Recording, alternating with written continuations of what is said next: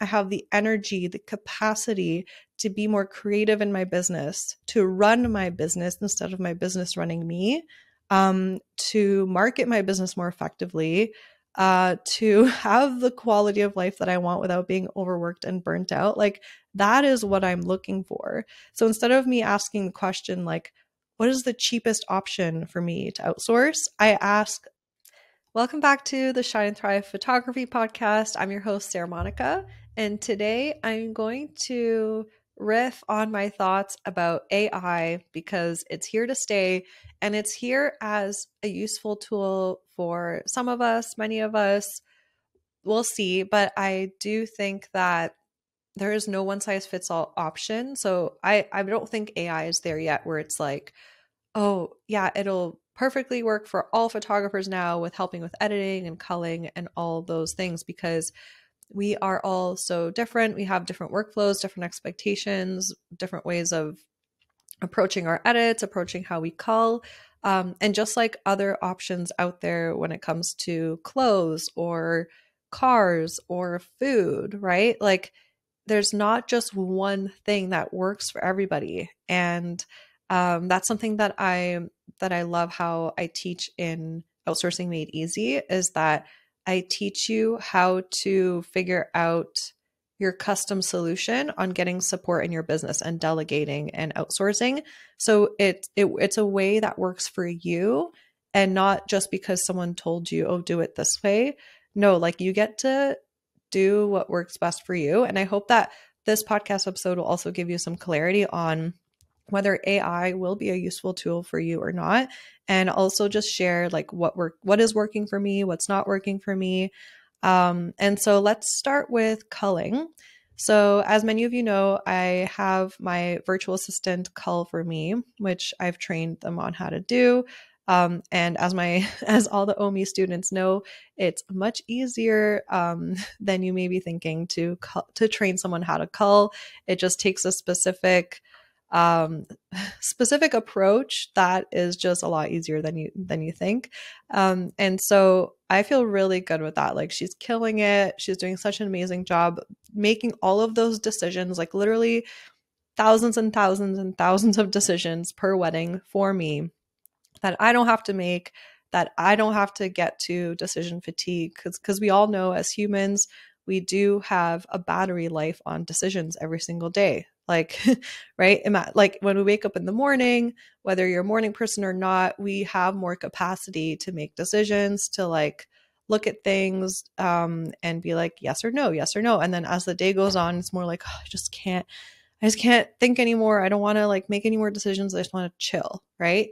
And so one thing that I really appreciate about outsourcing my culling is, and I only started outsourcing it when I no longer enjoyed it. I had a long period in my career where I loved it and I got excited to cull, and I would put on music and I would feel into the day, and it felt so good and I loved it. But as soon as I started procrastinating it and like resenting the fact that I had to sit there and cull, make all these decisions, that's when I knew, okay, I've evolved. It's time for my business to evolve and for me to get support here. So I just love how I have so much more capacity for decision making in my business, for creativity, now that I get support with that. So when I did try this year, I wanted to just like test out the AI abilities to cull, and it definitely, I mean, it does a good job with a lot of the aspects of, blink, like eyes that blink, or double chins, or blurry images, or images that look flattering. It keeps those. And so it does a good job there. But I don't think AI is really there yet for us to trust it, because some of my students that have decided to like test it out for themselves have noticed that they're like, yeah, I realized that it did cull for me, but then I ended up going back in and then looking at all the photos anyway, because I didn't want anything to be missed. And so they ended up actually going the route of training someone else or of their virtual assistant to cull for them.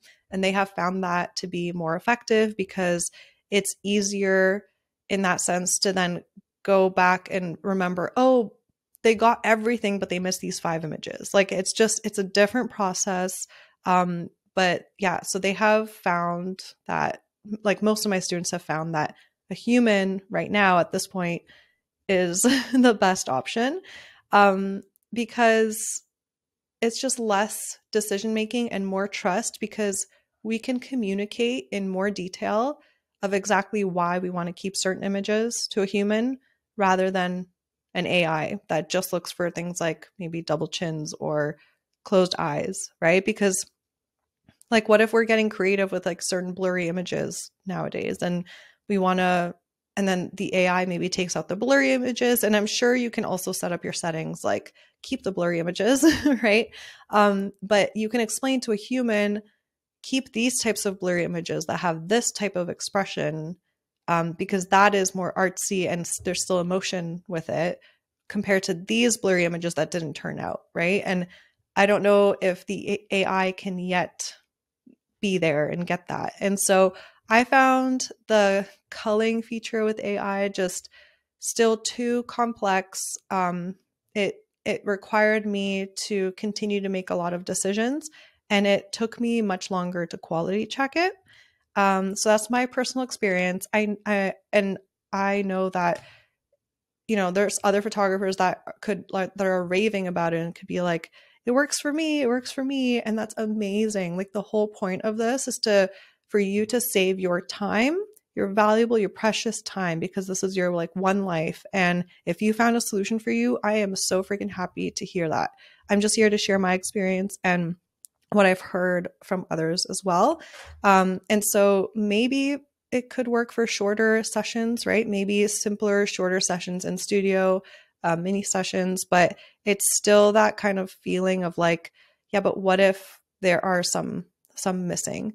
So just keep that in mind. That's kind of my experience with that. And then with the editing, so I'm like, okay, if AI is here to stay, then why don't I proactively start training it on how to edit in case that's what ends up being more beneficial for me down the line?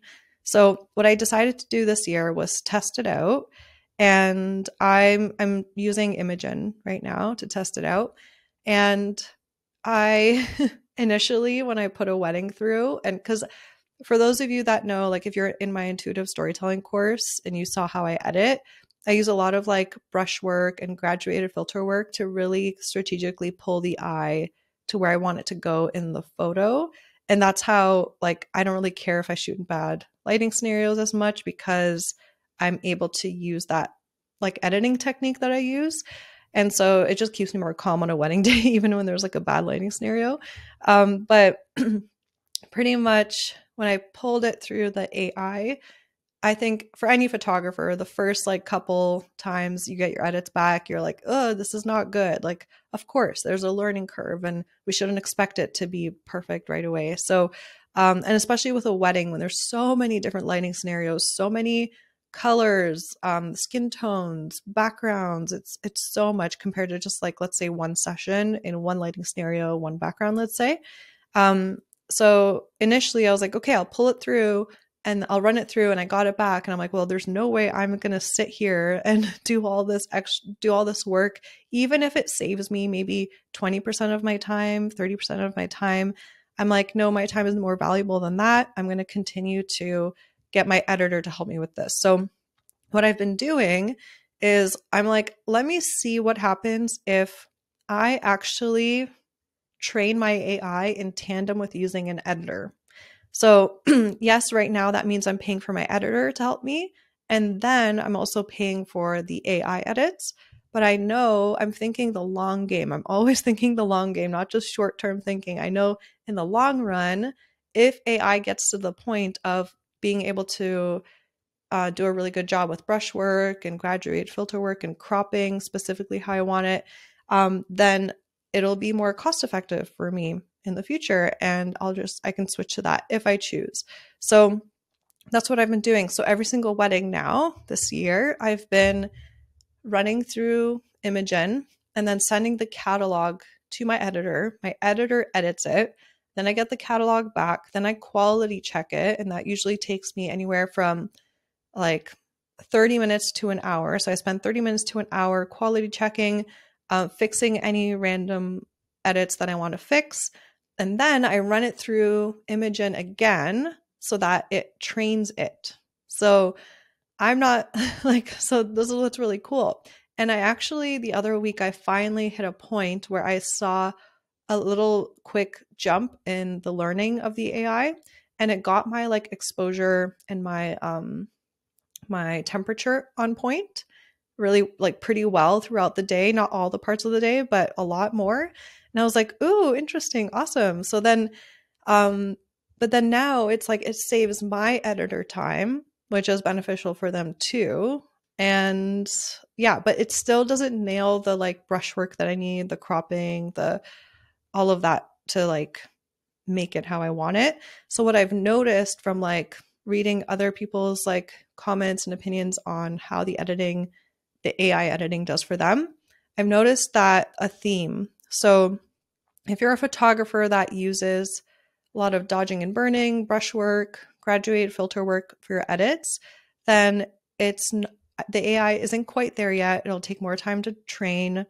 And that'll be you spending that time making those fixes instead of the editor just doing it right from the beginning.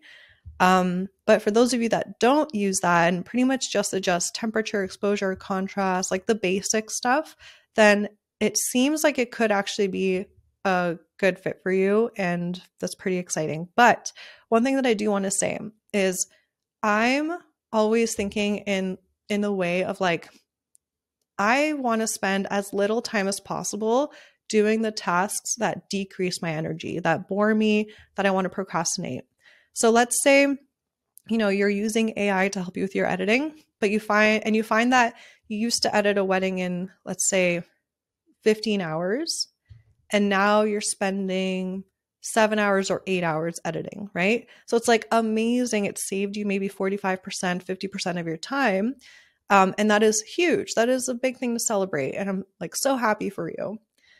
But what I want to explore and like shift your perspective on a bit is like the compound effect of, imagine if you could save even more time, because I save 90% of my time on editing thanks to my editor. So imagine you can save an extra 40% of your time, and imagine that compounded over the year, how many more hours you would have for yourself. Like for many photographers, it adds up to hundreds of hours. Like it could add up to anywhere from 100 to like 400 hours in a year additional saved. And so that's what I'm interested in. I'm interested in what will give me the result that I want, which is maximizing the amount of time I get back. And for me, AI isn't that right now. And so that's why I haven't decided to just like not have an editor anymore and just save money and let my AI edit for me in a cheaper way. I'm choosing to invest the money right now, buy back my time, the most amount of time I can buy back, so that then I have the energy, the capacity to be more creative in my business, to run my business instead of my business running me, to market my business more effectively, to have the quality of life that I want without being overworked and burnt out. Like that is what I'm looking for. So instead of me asking the question like, what is the cheapest option for me to outsource? I ask a different question. I ask, which option for me to outsource this thing will give me the most amount of my time back, and for a reasonable price. Obviously, we all have to keep our budget in mind. So I personally this year decided to hire an editor from Ukraine so I can support a photographer that wasn't able to have as much work through photography anymore because of everything that's going on over there right now. And that was my personal decision. I could have easily hired an editor overseas in the Philippines ethically for like much less. Like I have students that have lower budgets because maybe they're just getting started in photography, and they're spending about 15 cents an image to get their photos edited with someone overseas, like in the Philippines. And it's only the conversion on the dollar that's in our favor. So like in the Philippines, the person is getting paid a regular rate, and plus it's their own business. So they get to say yes to that rate if they want or if they don't want to. And I'm paying 40 cents an image US to the person in Ukraine. And so I could have easily found a more cost effective option, but I made a decision based on my values. Like, I want to, again, maximize the amount of time I get back, but also if I do have the ability and the budget to make an impact in someone's life that is in a war zone, I'm like, oh, I'll take that. Like, I rather like spend more money for them to have more money right now when they need it more. And that's what feels good to me right now. And so yeah, I just wanted to share that. Like, just switch up your way of thinking. Remember, like, what is the most useful thing for you through outsourcing? And that is to get your time back. So let's focus on how we can maximize getting our time back instead of the short term, the short term thinking, which is how can I spend the least amount of money? Because remember, sometimes it is also true you get what you pay for. And so that's why a lot of my outsourcing made easy students, they love the option of hiring an editor overseas because they get both. They get a human editor, which is much easier and faster to train because you can communicate more specifically with them. And it's also very cost effective. Like, it costs Nicole about $90 a wedding to have her full wedding edited by this person. And she actually found this editor in like less than 24 hours. And right away when they started working together, she got some test catalogs back and she was like, oh my God, she's perfect for me. She's nailing it. And it's so cost effective for me. Like, Sarah, thank you so much. Like, more photographers need to know about this. I think I mentioned this in a couple episodes back, like how she mentioned this in the OMI community. So this is possible for you too. You can have best of both worlds. You can have a cost-effective option and a human editing for you. So yeah, that's my thoughts on AI right now. I mean, what else is there? I think also using ChatGPT for getting support with writing blog posts is amazing. Like, it's just all about how you prompt it. So you can just say, like, if you're not passionate about writing and that's kind of bottlenecking you actually putting out blog content and you putting out your images, you can say some of the keywords, like write a short blog post about Amy and John's engagement session. We had it in the water. The water was sparkling with the sunlight. They were splashing around and frolicking. I got extra creative and tried a new angle, and write me a blog post about that. Or even say, like, make sure to add in the SEO for the specific location if you want someone to find you more for that location.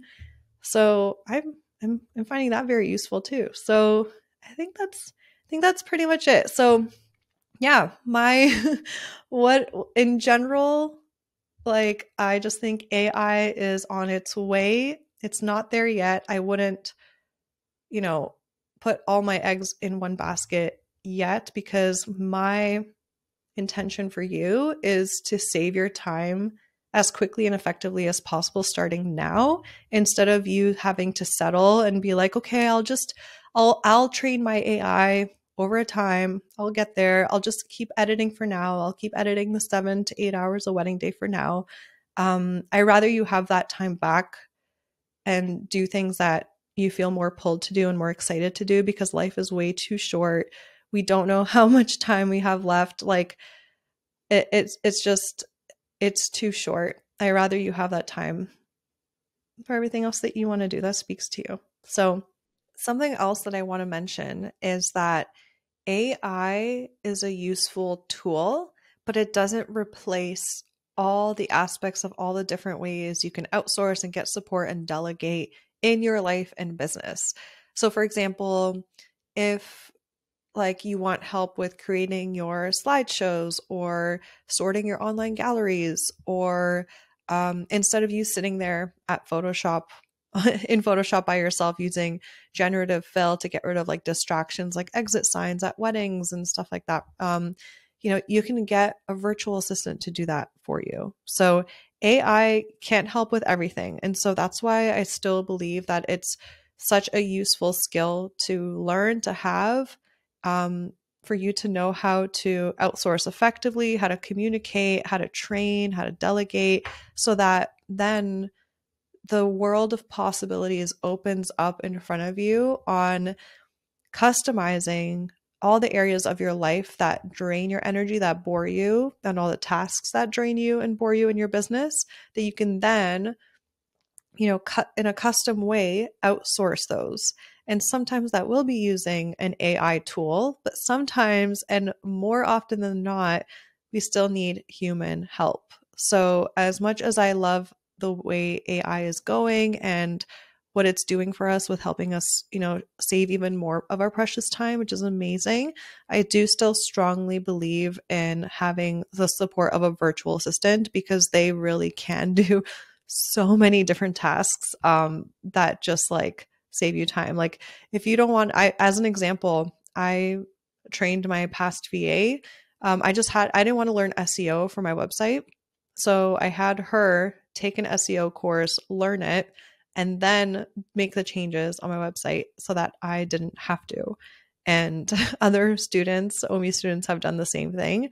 And it's like, you're not going to just go, and you can't just go somewhere to an AI thing, be like, update my whole website to SEO, at least not right now. But the cool thing is that with a virtual assistant, it's just like the possibilities are almost endless of like what you can assign them, what you can get help with. And so having that person in your back pocket, knowing how to hire someone effectively, knowing how to find someone who's amazing and affordable at the same time, will be a game changer in your life and business. And stay tuned for a ton of student stories coming your way about how they have easily found like an editor, a virtual assistant, and how it's also totally within their budget and how it's more than worth it.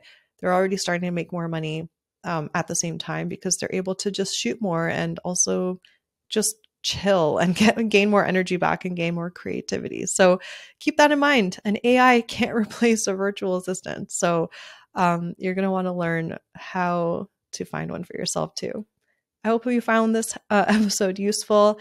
Please share it with a photographer friend, anyone that is overworked, burnt out, that is personally struggling. This would be, I think, very helpful. Blah, blah, blah. My lips are dry. I think it's time for some water.